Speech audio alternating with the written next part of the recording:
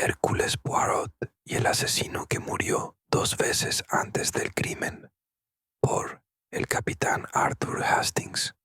Fue el tercer martes de octubre, un mes famoso por sus asesinatos, si nos tomamos la molestia de examinar las estadísticas.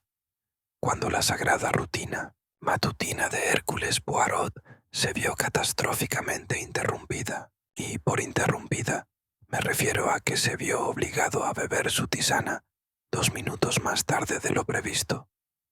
«Mira, Hastings», dijo, mirando con el ceño fruncido su reloj de bolsillo, de plata impecablemente pulido. «Así es como comienza el gran desorden. Primero se pierde un minuto, luego se derrumba un imperio». Me mordí la lengua, aunque estuve a punto de recordarle que el Imperio Británico nunca se había derrumbado por culpa de una manzanilla demasiado infusionada. Pero como cualquier amigo de Hércules Poirot sabe, nadie debe interponerse entre él y su precisión, a menos que se desee soportar un sermón sobre simetría, almidón y el ángulo preciso en el que deben hervirse los huevos. Estábamos en el salón de nuestro piso compartido en el distrito londinense de Clapham, donde Poirot se había refugiado en lo que él insistía en que era un periodo de bien merecida recuperación intelectual. Lo interpreté como 3 semanas de reorganizar su cajón de calcetines y rechazar todos los casos que le presentaban con el argumento de que los pequeños delitos no interesan a la gran mente, mon ami. Y luego llegó la carta. No estaba perfumado ni manchado, sino escrito con una fuente que me pareció fría, burocrática y completamente carente de florituras. El sobre no tenía remitente, solo una tenue marca de agua. Instituto Blythewood de Restauración Psicológica. Poirot le dio la vuelta con la misma delicadeza que se reserva para los manuscritos raros o los adornos de tartas de bodas. «¿Un hospital?», pregunté. «Un sanatorio, supongo», dijo. Fíjense en la frase. Restauración es el término preferido de aquellas instituciones que se ocupan del funcionamiento de la mente, no de los pulmones ni del hígado. Abrió la carta con una pequeña navaja con mango de marfil que guardaba precisamente para tales ocasiones. Entrecerró los ojos al leer y luego los abrió de par en par. «Sostener es curioso. ¿Algo interesante?», pregunté. Poirot me la entregó sin decir palabra. La carta era breve. Instituto Blythewood Stonemore Heath, Sussex Oriental, 16 de octubre al señor Hércules Poirot. No escribo por esperanza, sino porque una vez me dijeron, quizás con insensatez, que eras un hombre que resolvía lo imposible. Es cuestión de reputación, no de justicia. La mía y la de alguien que ya no puede defender la suya. Ayer asesinaron a un hombre, pero también murió hace 5 días.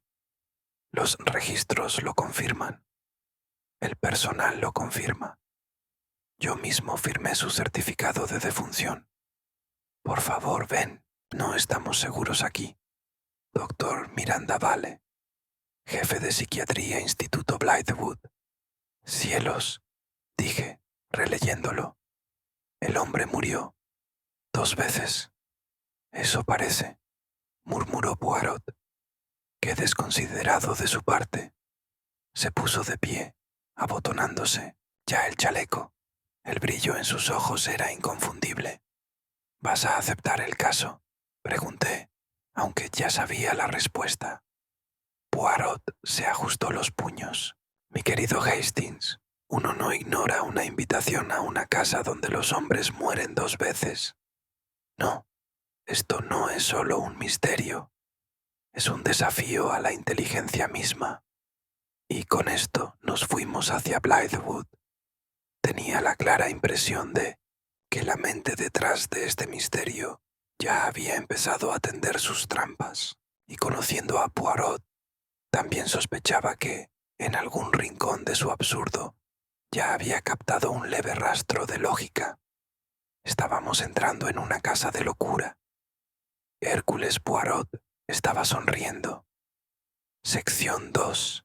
El cliente o catalizador nuestro. Viaje en tren a East Sussex transcurrió, afortunadamente, sin incidentes, aunque Poirot pasó un cuarto de hora entero ajustando el ángulo preciso de su sombrero en el portaequipajes.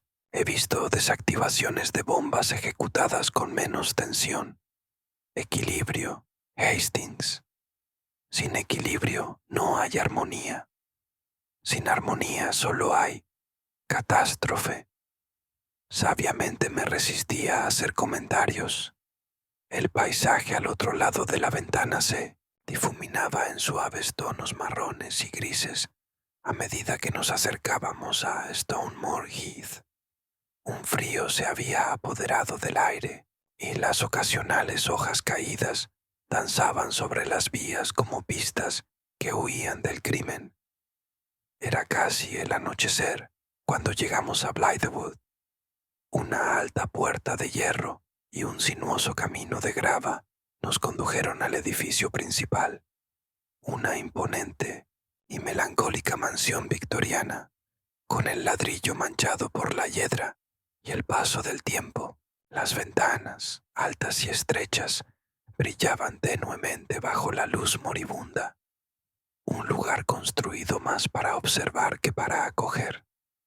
Un joven asistente, pálido y de labios apretados, nos condujo a través del vestíbulo, donde todo, desde los pisos pulidos hasta los cuadros perfectamente espaciados, hablaba de orden institucional.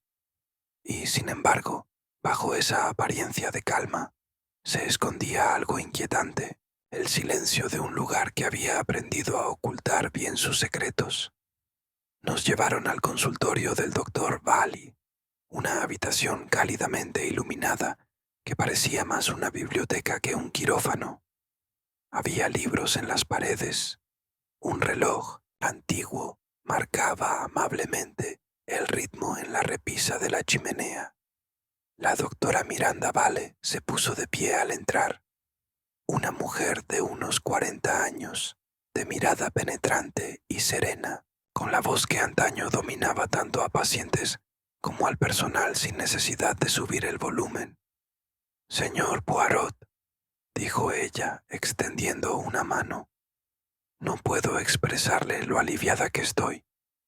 Poirot hizo una reverencia formal y se sentó, cruzando las piernas con su habitual precisión geométrica. Yo lo imité, esforzándome por parecer autoritario. «Señora», dijo Poirot, su carta fue de lo más intrigante. «Habla de un hombre que ha muerto 2 veces.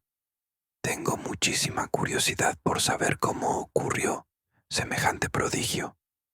El doctor Bayle esbozó una sonrisa cansada. «Me temo que no hay nada maravilloso en ello, señor Poirot.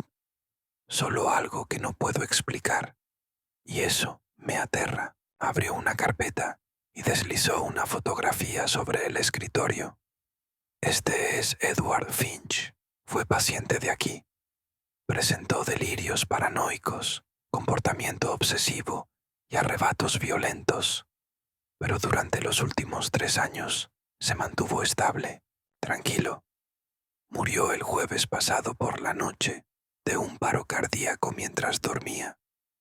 Yo estaba allí. Lo examiné personalmente.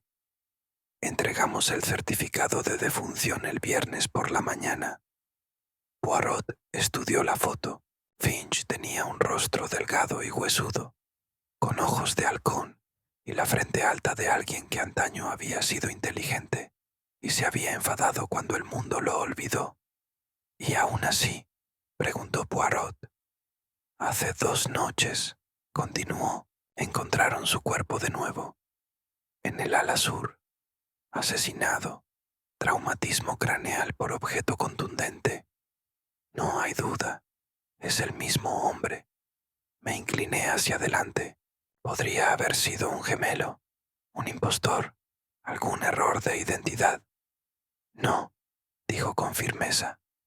Sus huellas dactilares, su historial dental, sus cicatrices, todas coinciden. Es Edward Finch. Poirot juntó los dedos. ¿Y el cuerpo enterrado? ¿Quién lo volvió a examinar? Nadie. El forense aceptó mi informe. La cremación estaba programada para el lunes por la mañana, pero el domingo por la noche se descubrió el segundo cuerpo. Lo hemos paralizado todo. Poirot asintió lentamente, con los ojos medio cerrados. Dígame, señora, ¿tenía el señor Finch enemigos aquí? El doctor Vale dudó. Tenía interacciones. Era reservado la mayoría de las veces, pero sentía una fuerte antipatía por otros dos miembros de la sala, ambos exprofesionales, un juez y un periodista. Y, por supuesto, está el asunto del doctor Fielding, otro médico, pregunté, consultor senior, lleva aquí más tiempo que yo, y era furioso.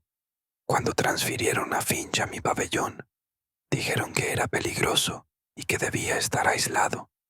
Y aún así, dijo Poirot en voz baja, al hombre se le permitió morir 2 veces. Hubo un largo silencio.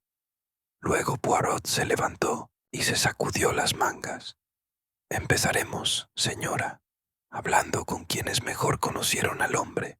Me perdonará si hago preguntas que parecen, como se dice, peculiares. Pero con la locura siempre hay un método. Ella asintió con gravedad. Yo me encargaré. Solo pido que si descubres la verdad, no nos destruya a los demás. Cuando salimos de su oficina, Poirot me dirigió una de sus miradas de reojo, de esas que sugerían que sus pequeñas células grises ya estaban en movimiento. ¿Qué piensas?, pregunté. Poirot se alisó la solapa. Creo, amigo, que no estamos aquí para resolver un asesinato. No solo. Estamos aquí para entender cómo un hombre puede morir de 2 maneras, en 2 lugares, y aún así no haber terminado con su fechoría. Venga, visitemos la sala de los muertos, sección 3.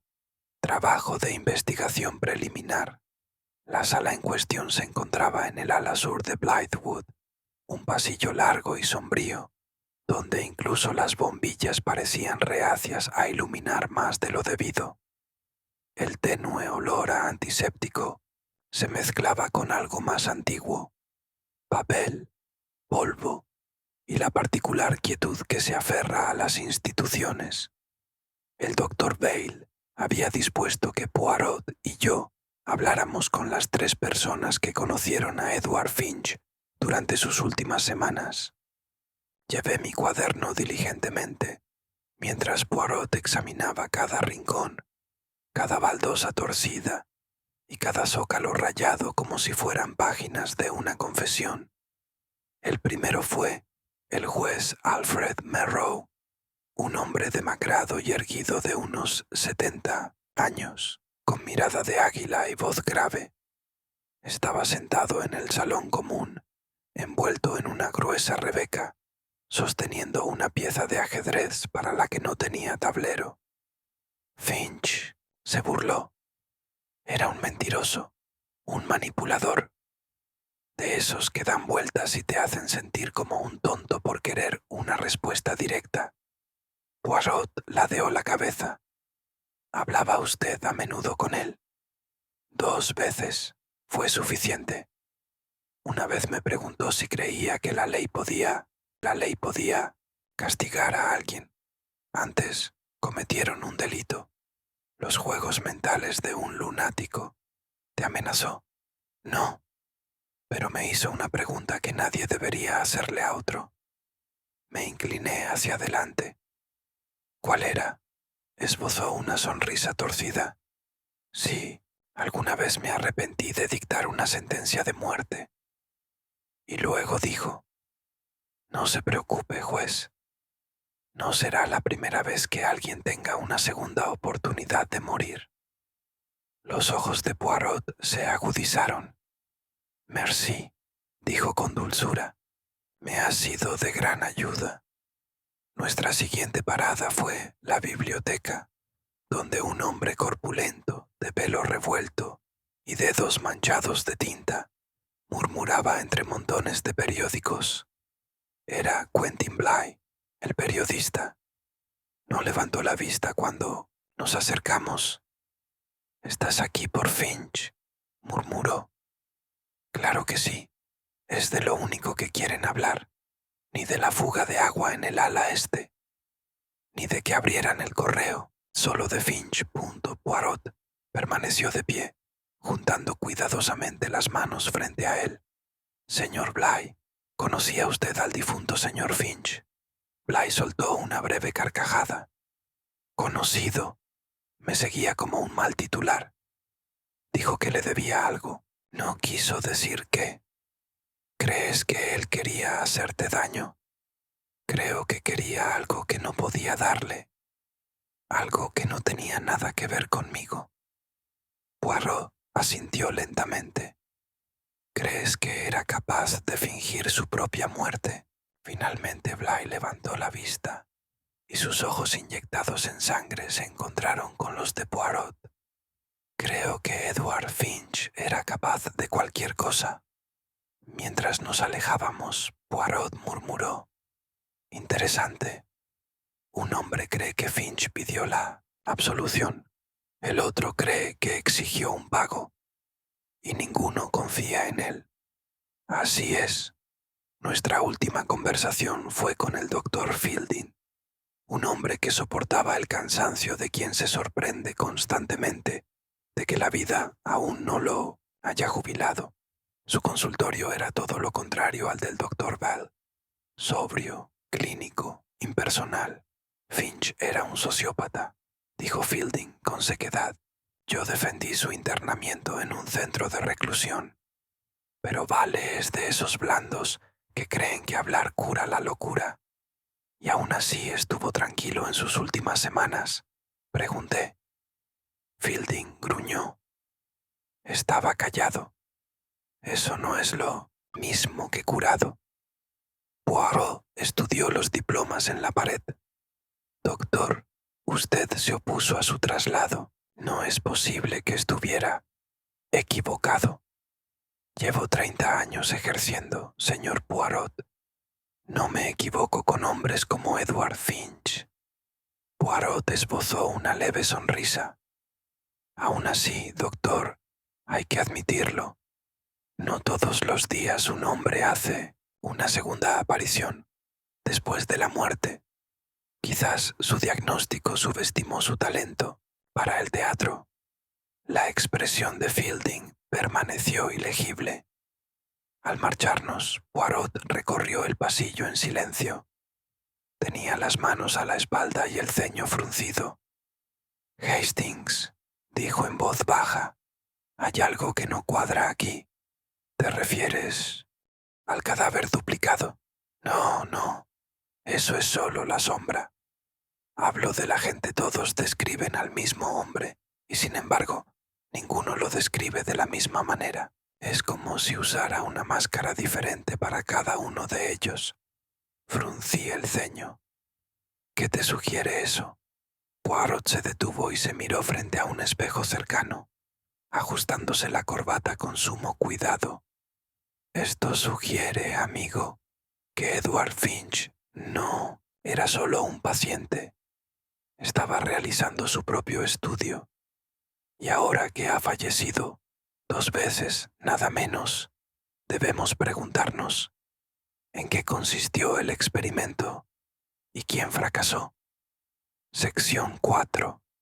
El conflicto se construye la mañana siguiente. Amaneció gris y reticente, con una niebla que se extendía sobre los campos como el humo de un incendio invisible. Poirot, como siempre, vestía impecablemente con un traje gris paloma, corbata a juego y un reluciente alfiler de corbata que reflejaba las farolas de gas del pasillo de Blythewood como un sol en miniatura. Se había comido exactamente 3 rebanadas de pan tostado. Había medido su huevo cocido con la precisión del segundero y ahora se declaraba listo para meterle baba al avispero. Empezó precisamente en el conservatorio. A menudo, me dijo mientras caminábamos, donde crecen las cosas se entierra la verdad. Y verás, señaló las ordenadas hileras de lirios y helechos en macetas. Esta es una habitación para secretos. Nadie se fija demasiado donde la belleza distrae la vista. No estábamos solos. Apoyada en el enrejado encalado estaba la señorita Marnie Everson, la única enfermera mencionada en el expediente original del doctor Bale, que había trabajado directamente con Finch. Era una mujer sin estatura ni edad específicas, de rostro indescifrable y puños perfectamente planchados. Saludó a Poirot con un gesto cortés de la cabeza, pero su mirada permaneció cautelosa. ¿Quería hablar conmigo, señor? Sí, sobre el señor Finch. Sus labios se tensaron. Está muerto. ¿Qué más puedo decir? Poirot sonrió amablemente. Esa es la pregunta, mademoiselle. ¿Qué de más? Murió aquí una vez y aún así el mundo insiste en que vuelva. Ella no respondió. Dime, continuó, ¿alguna vez te confesó algo? Un hombre en su situación debió tener miedos y remordimientos. Miró más allá de él, hacia el jardín neblinoso que se extendía más allá. Tenía hábitos. Todas las mañanas, a las 9 en punto, pedía los periódicos del día. Solo la sección de finanzas. Rechazaba las sesiones de grupo. Pero me hablaba de música, clásica sobre todo. Decía que Bach era demasiado perfecto, como una habitación cerrada. Poirot entrecerró los ojos. Qué curioso. Mencionó a alguien a quien temiera o de quien desconfiara. Ella dudó, no con palabras, pero observaba al doctor Fielding, no con miedo, con interés. Esto pareció divertir mucho a Poirot. Gracias, mademoiselle. Ha sido muy esclarecedora. La dejamos entre la vegetación y regresamos a la sala principal, solo para ser recibidos por un frenesí de movimiento.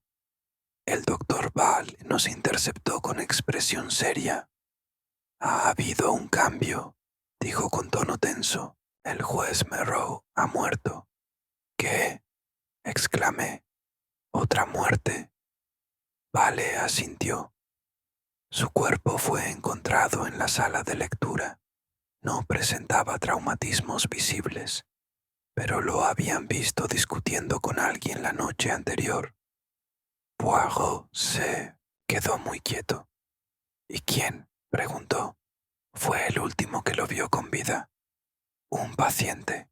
Quentin Bly. El bigote de Poirot se movió. Oh, se revuelve. La olla se revuelve sola. Nos dirigimos a la sala de lectura. El cuerpo de Merrow ya había sido trasladado, pero Poirot insistió en inspeccionar el sillón donde lo habían encontrado, notando la ligera mancha de betún en la alfombra, el diccionario médico abierto abandonado sobre la mesa y un monóculo roto escondido bajo el borde del sillón. Era zurdo, dijo Poirot de repente. Parpadeé. ¿Cómo demonios? Fumaba con la mano izquierda. Respondió, señalando un cenicero de latón con restos de un cigarro, apoyado en el brazo izquierdo del sillón. Pero mira, sus gafas estaban rotas como si le hubieran dado un golpe, con la derecha, porque alguien lo sorprendería por su lado más débil. Empecé a responder, pero Poirot levantó una mano. No, no hables todavía. Deja que el silencio respire. Nos dice más que las palabras. Salimos de la sala de lectura en un silencio contemplativo, solo para ser detenidos por una figura uniformada cerca de la recepción. El inspector Barnes, un hombre más joven que Jup, pulcro y demasiado confiado, se dirigió hacia nosotros con cierta victoria en la mirada. «Caballeros», dijo, «qué oportuno. Acabamos de detener a Quentin Bly. Los testigos dicen que él y el juez discutían sobre Finch.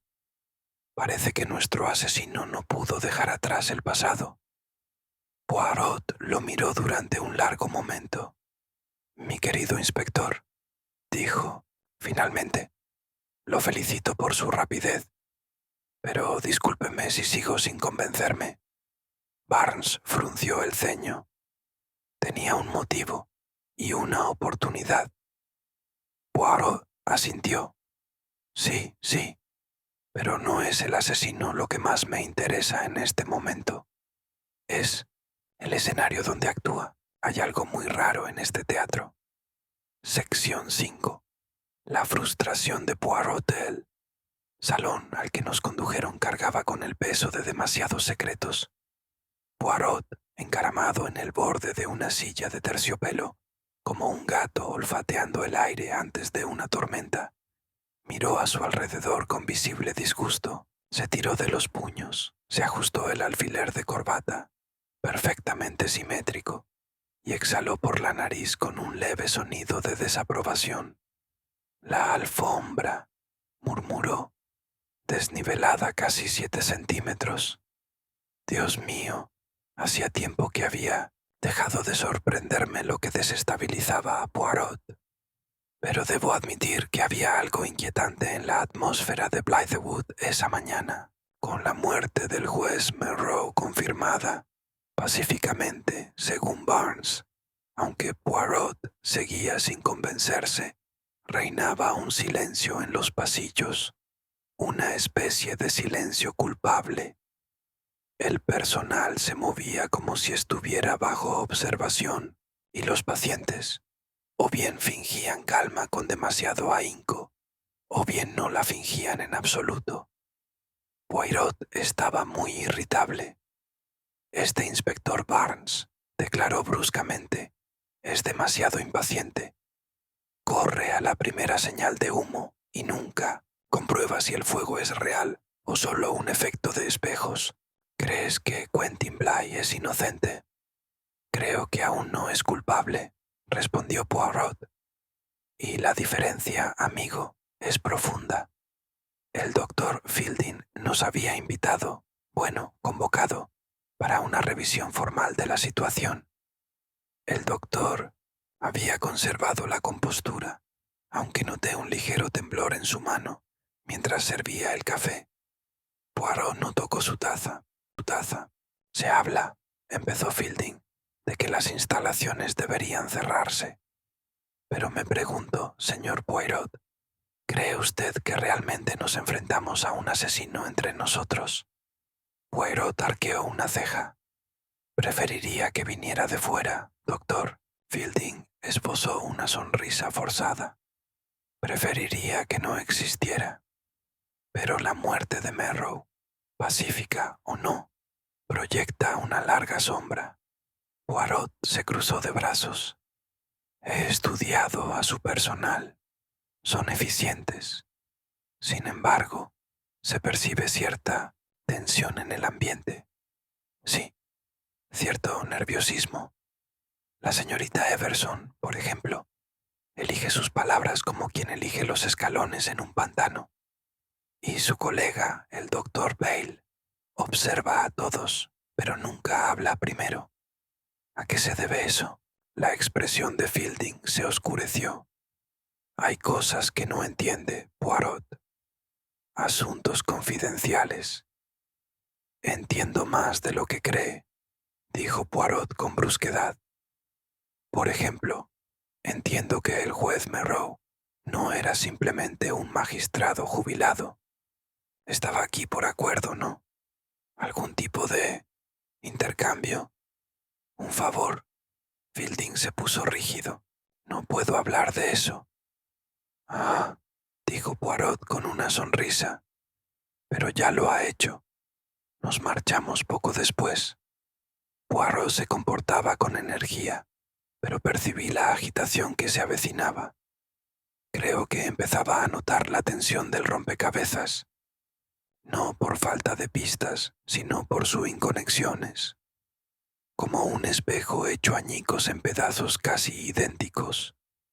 De vuelta en su habitación, empezó a reorganizar los muebles.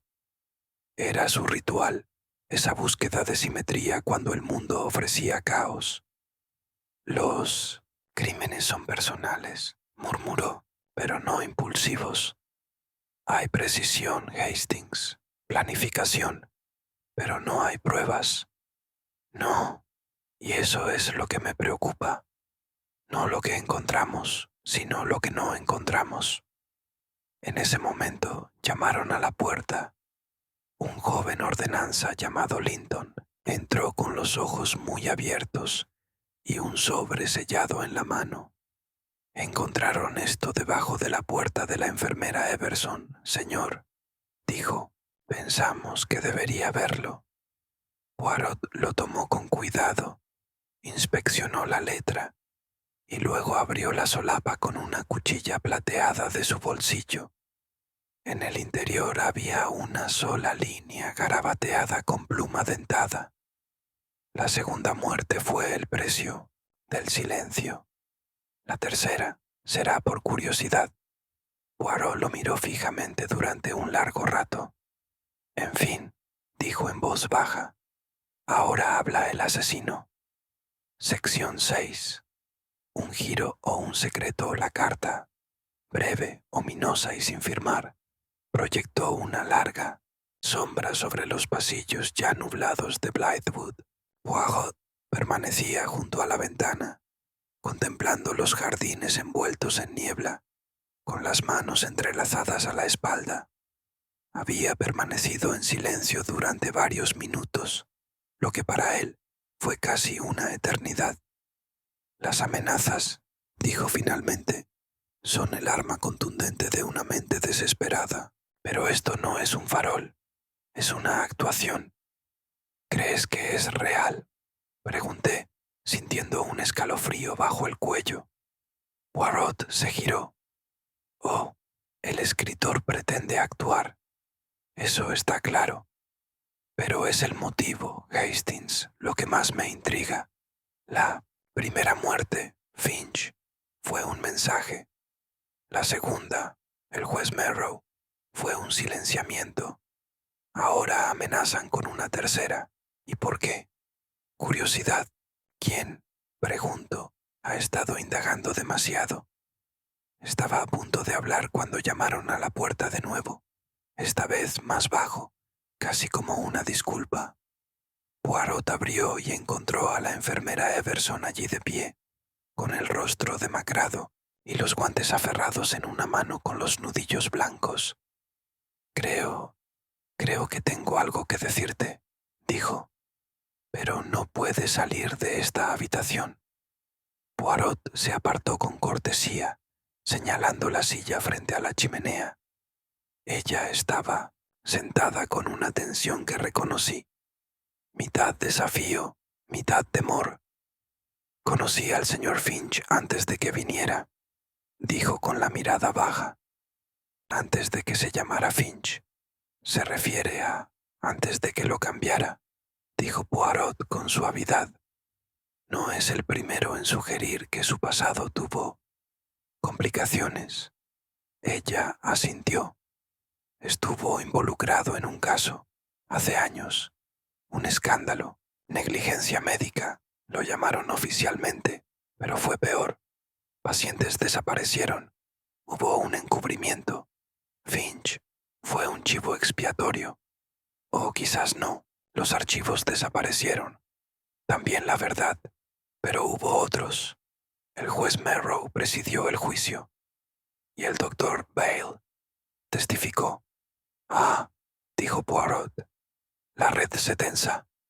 Me dijeron que nunca lo mencionara, continuó. Pero alguien lo sabía. Alguien aquí. Y cuando Merrow murió, me di cuenta de que, quienquiera que sea, están eliminando a quienes participaron en el juicio. ¿Quién más? Pregunté. ¿Había alguien más aquí relacionado con esto? Dudó un momento y luego dijo, el doctor Fielding. Él también estuvo involucrado. De forma periférica, quizás, pero él lo sabía.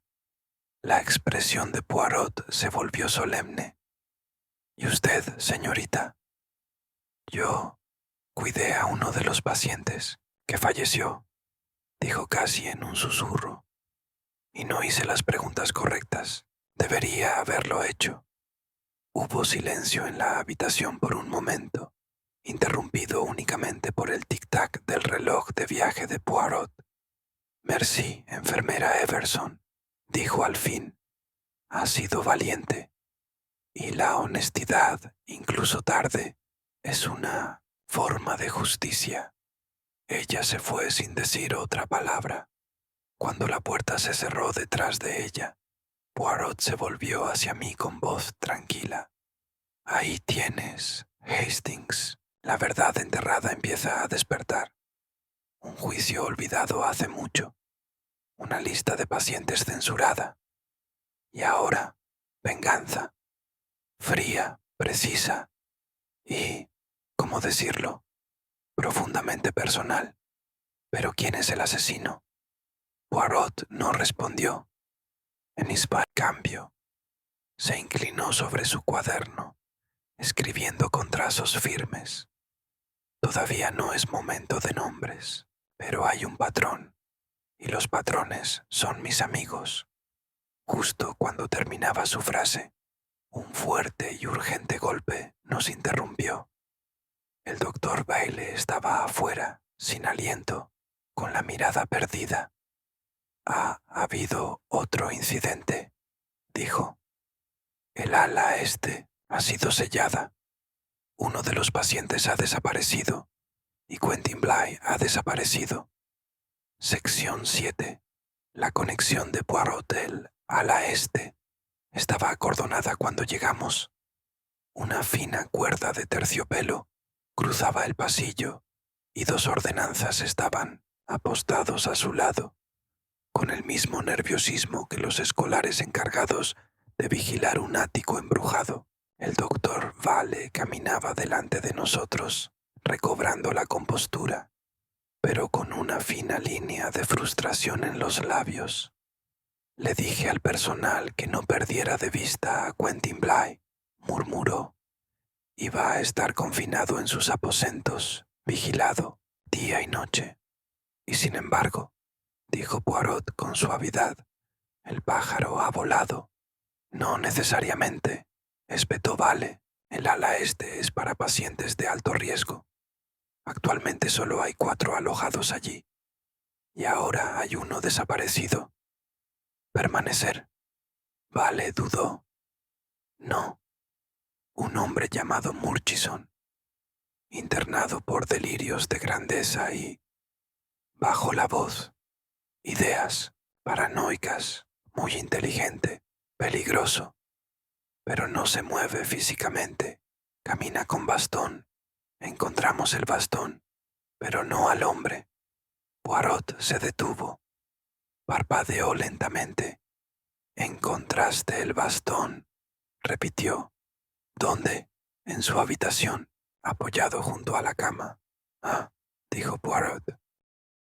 Entonces sospecho que el señor Murchison está justo donde quiere estar, y eso está lejos del ala este. Pero Poirot levantó una mano.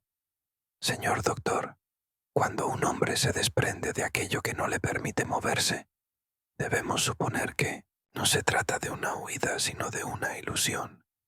Se volvió hacia mí. Hastings, venga, quiero inspeccionar la habitación. El doctor Vale dio su permiso a regañadientes, y en cuestión de minutos estábamos en una habitación vacía que olía ligeramente a antiséptico y papel viejo. La cama estaba hecha. El bastón era exactamente como se describía. Poirot recorrió lentamente la habitación, deteniéndose junto a la ventana. Levantó el pestillo, lo probó y frunció el ceño. Cerrado desde dentro, señalé. Sí, pero no se ha abierto en mucho tiempo. Mira el polvo que hay aquí, señaló, y aún así, se espera que creamos que un hombre escapó, un hombre cojo, sin usar la puerta ni la ventana, ni alertar a nadie. Se acercó a la cómoda y abrió el cajón superior, luego el segundo. En el tercero se detuvo. Hastings. Sí, observen, ropa, 3 camisas, 4 pañuelos, todo bien doblado. Pero aquí, un par de guantes, 2 manos derechas. Parpadeé. Dios mío. Poirot se enderezó. El cajón se llenó a toda prisa, o quizás por alguien que no conocía el contenido. ¿Crees que no fue Murchison quien lo empacó? Creo, dijo Poirot, que buscamos al hombre equivocado, o mejor dicho, a la identidad equivocada. Quizás Murchison nunca salió de esta habitación. Quizás nunca entró. Quizás Murchison no exista en absoluto. Un silencio cayó entre nosotros. Poirot, dije lentamente, ¿cree que alguien ocupó su lugar? Los ojos de Poirot brillaron. Ahora, en fin, las pequeñas células grises empiezan a zumbar. Creo que estamos persiguiendo fantasmas, Hastings. Fantasmas conjurados por humo y espejos. El asesino no huye. Se esconde, se disfraza, intercambia rostros y hechos como otros intercambian sombreros. Y Quentin Bly. La sonrisa de Poirot se desvaneció. Quentin Bly es un comodín, o es otro peón, o el propio jugador. Nos interrumpió un golpe seco en la puerta. La enfermera Everson entró con las mejillas sonrojadas. «Ha recibido una llamada, señor», le dijo a Poirot, «de Scotland Yard. El inspector Japp. Dice que ha habido un cambio. Viene de camino». Poirot asintió y luego se volvió hacia mí. «Debemos prepararnos, Hastings. El acto final comienza pronto. Todos los actores están en el escenario, lo sepan o no. Y yo», se ajustó los puños, «debo decidir quién es el público y quién es el autor de esta oscura historia». Sección 8. El error de la policía. El inspector Japp llegó a Blythewood justo antes del mediodía, trayendo consigo su habitual arrebato de autoridad, su abrigo salpicado de lluvia y el tenue olor a tabaco y hollín de tren. Siempre me había parecido extrañamente reconfortante su presencia, fiable en su franqueza, aunque no en sus conclusiones. Poirot lo saludó con exagerada cortesía, como se saludaría a un pariente encantador, pero a veces descarriado. «Mi querido Japp», dijo, haciendo una ligera reverencia, «has venido con prisa. Supongo que tus noticias son dramáticas». Japp resopló. «Lo tengo, Poirot». Hubo una pausa. «¿A quién exactamente?», preguntó Poirot. «El asesino, Quentin Bly». Sentí una punzada de sorpresa, pero Poirot simplemente levantó una ceja. «¿Verdad?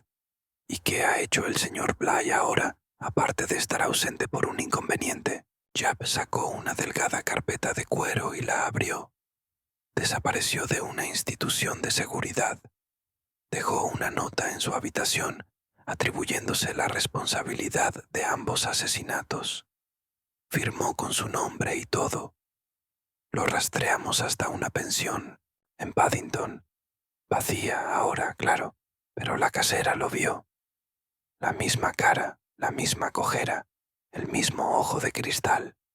«Un ojo de cristal», repitió Poirot con tono curioso. «Sí, el izquierdo. Siempre lo he tenido desde una pelea en un bar hace años, al parecer». El personal lo confirmó. Poirot se cruzó de brazos. «Y dime, mon ami, ¿alguien en realidad hablará a este hombre?» Japp dudó. «Bueno, no. ya se había ido antes de que llegáramos, pero con la nota y el avistamiento. Vamos, Poirot. Cierra el caso. El hombre es un asesino confeso. Una confesión, dijo Poirot.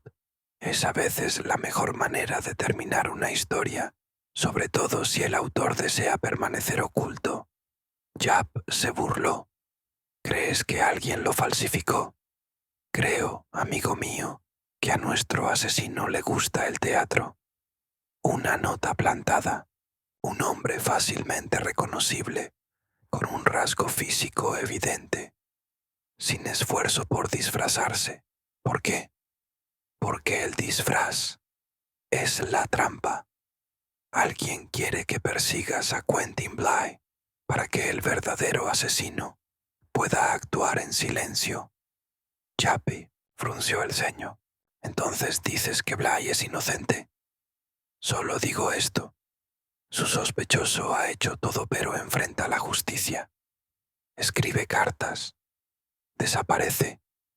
Se deja ver y desaparece. Mientras tanto, los cadáveres se acumulan y el motivo permanece en la oscuridad. Entonces, ¿quién lo hace? ¿Tú crees que lo hizo? Poirot ladeó la cabeza. Eso, mi querido Japp, es lo que pretendo demostrar, pero para ello necesitaré que todos los sospechosos se reúnan, digamos en el salón, a las 7 de la tarde. Japp suspiró. Tú y tus malditas reuniones, siempre con tanto dramatismo. Poirot sonrió. La justicia, amigo mío, no solo debe hacerse, sino que debe verse hacerse. Y a veces, para ver con claridad, hay que reunir todas las sombras en una sola habitación. Japp murmuró algo sobre tonterías continentales y salió hecho una furia para consultar con la policía. Local. Me volví hacia Poirot, que ya había empezado a arreglarse la corbata frente a un espejo dorado. ¿Estás seguro de que Bly no es el asesino? Pregunté. Poirot no respondió directamente. En cambio, se ajustó un gemelo y dijo en voz baja: Cuando un hombre es visto en todas partes y en ninguna, y sin embargo, nadie realmente habla, él. Hastings. Ese es el hombre que deseo encontrar. Pero no es Quentin Bly. Hizo una pausa. Es alguien completamente distinto, alguien a quien ya conocemos. Sección 9. La reunión final. El salón de Blythewood se había despejado de su habitual desorden y estaba iluminado teatralmente por la suave luz de lámparas con pantalla y un fuego crepitante. El reloj de la repisa dio las 7 al entrar el último de los invitados, si se podía llamar así a los sospechosos. Eran 7 en total. El doctor Ball, paseándose en un rincón con las manos apretadas a la espalda. La enfermera Everson, rígida como una tabla y con los nudillos blancos. Lady Ainsley, que parecía aburrida, pero cuya mirada pasaba de un rostro a otro con una agudeza felina. El señor Landred, asesor legal de la finca, cuya serenidad empezaba a decaer. El joven Simon Bale, encorvado y bostezando. Un hombre adusto del ministerio, el señor Kell, que había sido citado por telegrama y parecía profundamente molesto por todo el proceso, y, sentada en silencio junto a la ventana, la siempre misteriosa señorita Bly, hermana del escurridizo Quentin, con las manos cruzadas remilgadamente sobre el regazo y una expresión indescifrable. Poirot permanecía en el centro de la sala como un director de orquesta esperando el compás inicial. Vestía un traje oscuro impecablemente planchado. Sus bigotes relucían con cera y sus zapatos de charol reflejaban la luz del fuego a cada paso. Yo, por supuesto, tomé mi posición habitual junto al aparador. con el cuaderno en la mano, tratando de parecer útil. Poirot se aclaró la garganta delicadamente. Señoras y señores, gracias por venir. Solo les pido paciencia, una hora, quizás menos, y honestidad. Les prometo que, al final, se sabrá la verdad. Lady Annesley soltó una breve carcajada. Qué dramático, señor Poirot. Debería haber sido dramaturgo. Poirot inclinó la cabeza. Ah, pero señora, que es un misterio sino un juego de máscaras y motivos. Se dirigió al grupo en general. Estamos aquí para hablar de asesinatos, no de uno, sino de dos, quizás incluso de tres. Las muertes del doctor Mallory y la hermana Celeste no fueron aleatorias. Fueron calculadas, precisas e intencionadas. Pero, más que eso, fueron astutas. Empezó a caminar lentamente, midiendo cada palabra.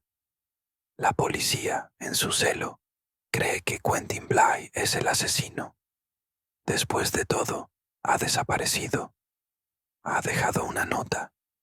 Y, digamos, no es ajeno a los trastornos mentales. Conveniente, ¿no? Que él resopló. Eliso intentó tirar a un hombre por una escalera, ¿no? Poirot levantó un dedo. ¿O simplemente lo pareció? Las apariencias, como ve, son la moneda de cambio en este asunto. Se giró de repente con los ojos brillantes. Permítame plantear una pregunta. ¿Quién se beneficia más de la culpa de Quentin? Se hizo el silencio. Poirot continuó.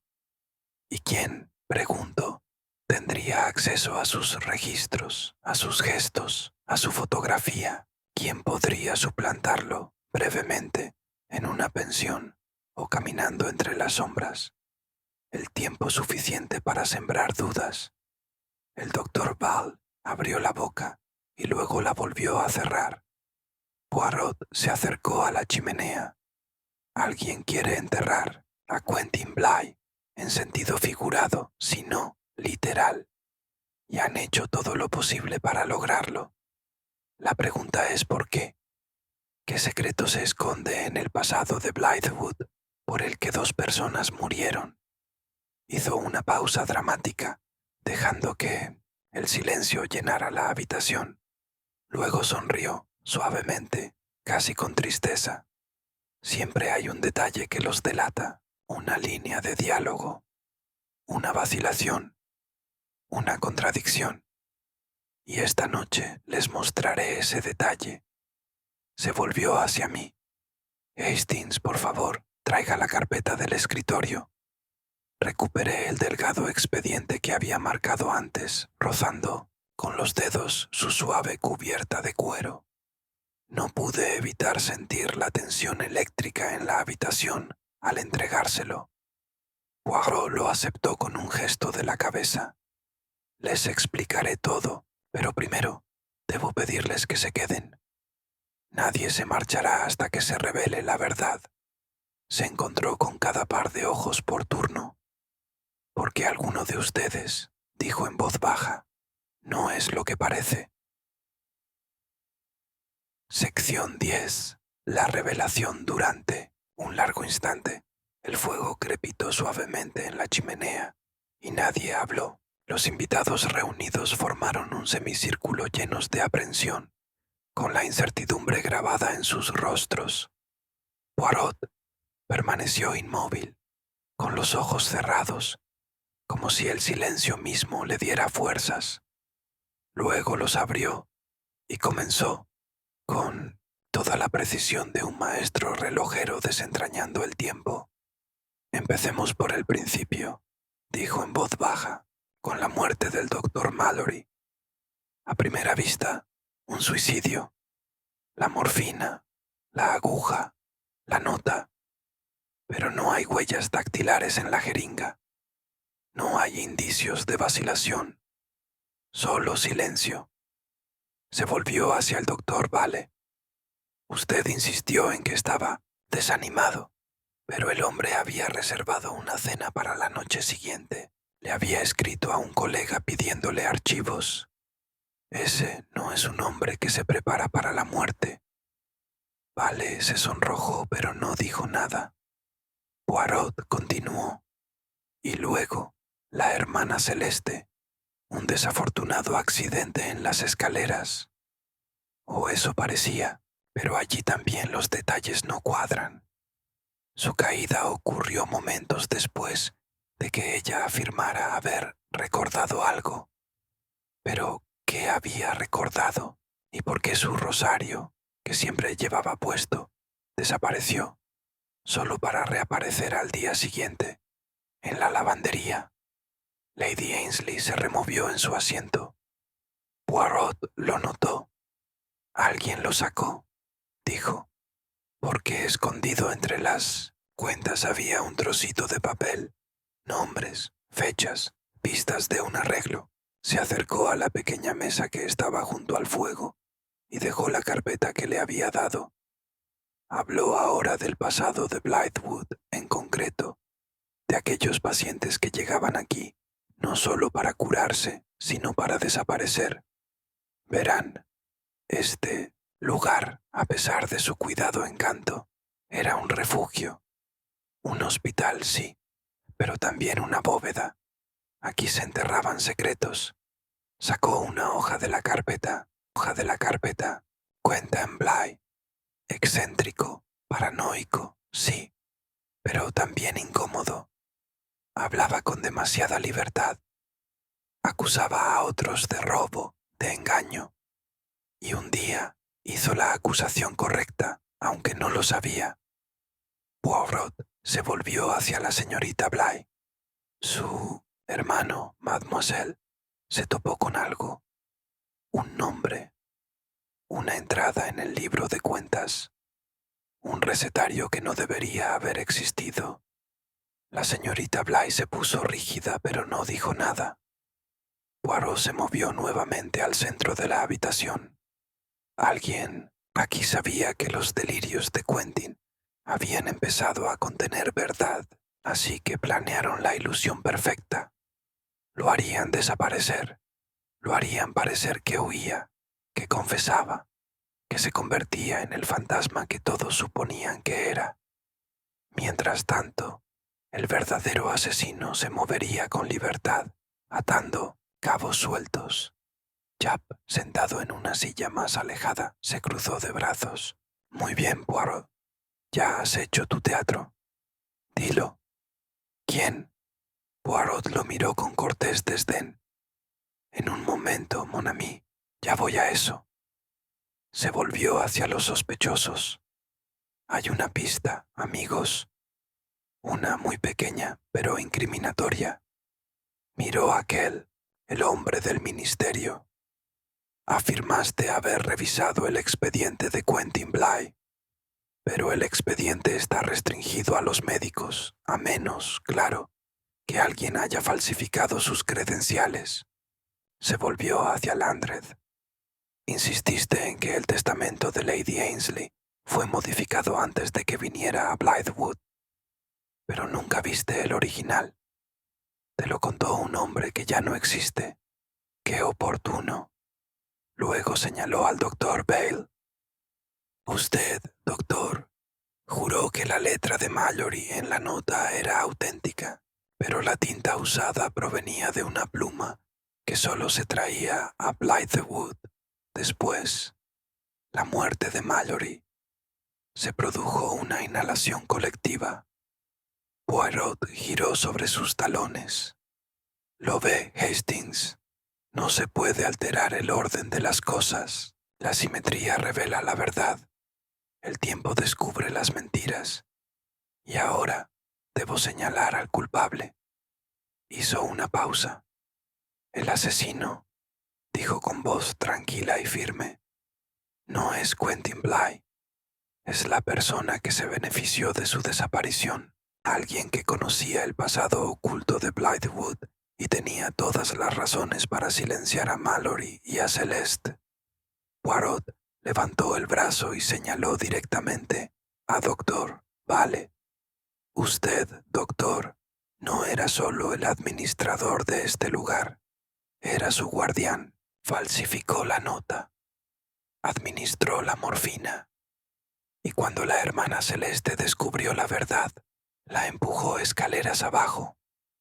Y su último acto, la imitación de Quentin Bly, dirigida por un antiguo ordenanza a quien usted pagó, cuyo ojo de cristal no fue un accidente, sino un accesorio teatral, demasiado perfecto.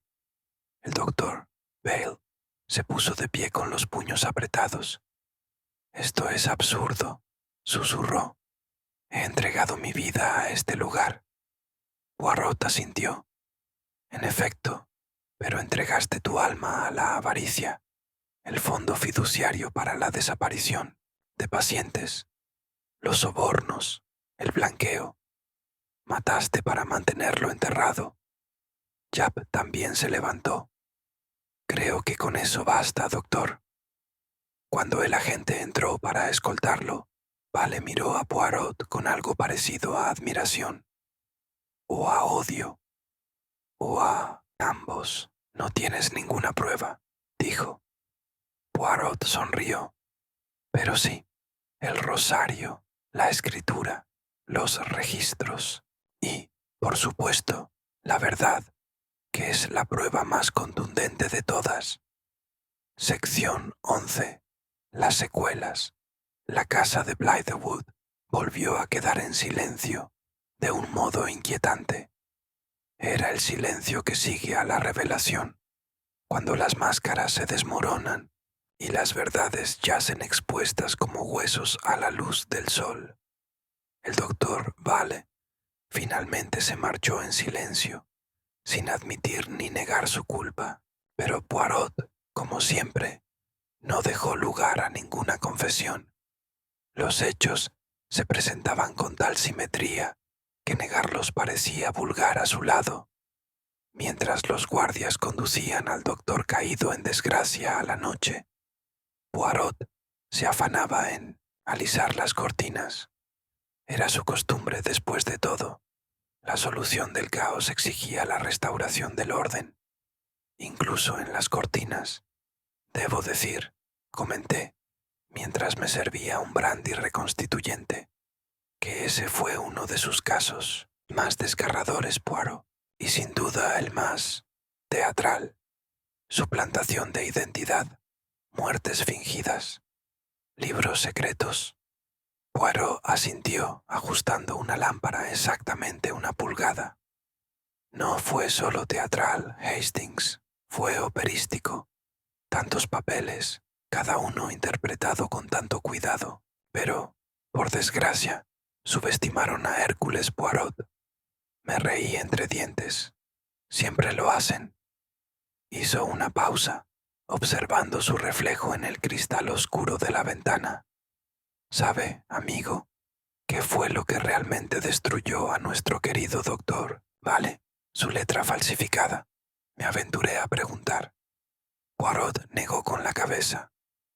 «No, su crimen fue astuto, oui, pero fue la asimetría la que lo delató. Un hombre como Vale, preciso, respetado, metódico, no podía explicar las excentricidades de Quentin Bly.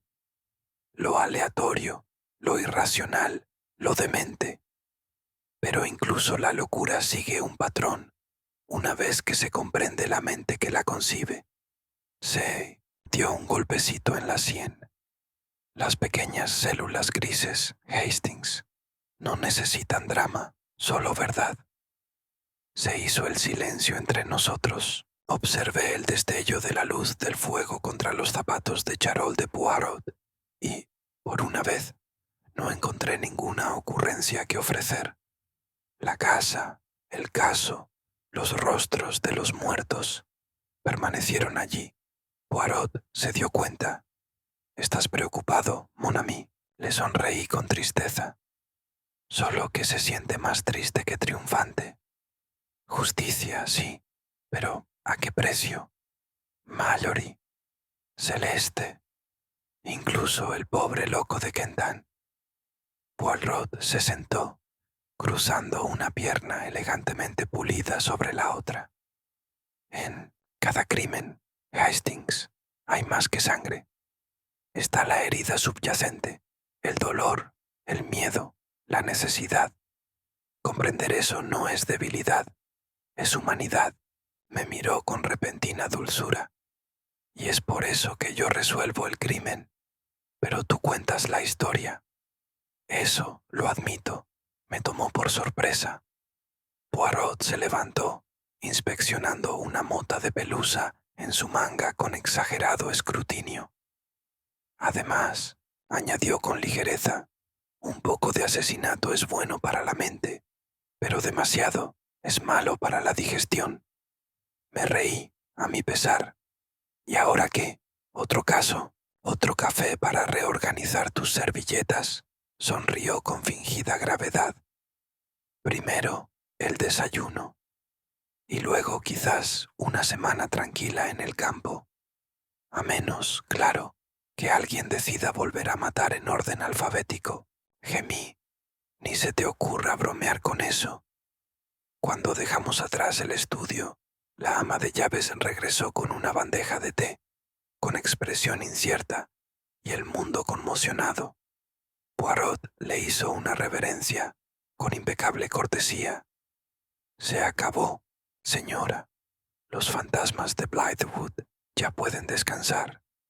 Y con eso salimos a la pálida luz de la mañana, donde la niebla se estaba levantando, y la verdad, como el amanecer, finalmente se había liberado.